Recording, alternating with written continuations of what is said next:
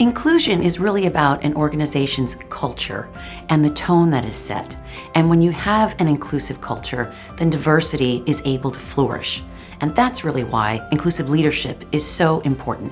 I think diversity brings different perspectives. It stops us ending up being an echo chamber and really helps us to look at issues from different points of view. Research has shown that it's good for business, it's the right thing to do, it's good for people to connect, it's good for growth, it's good for innovation, it's good for development.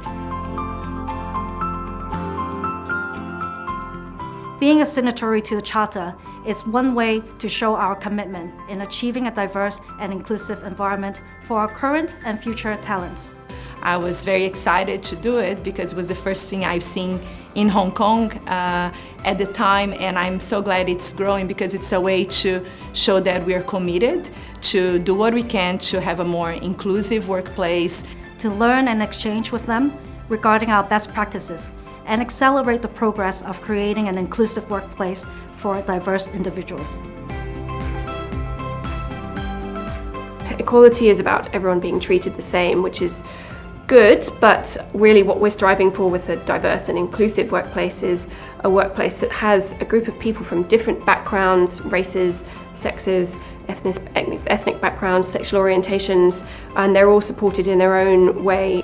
People are employed based on their abilities and performance, regardless of their gender, race, religion, disabilities, sexual orientation, and any other demographic characteristics.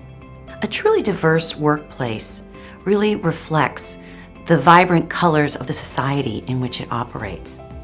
And an inclusive workplace means that people's different views and point of views are not just tolerated or respected, they're actually encouraged and celebrated.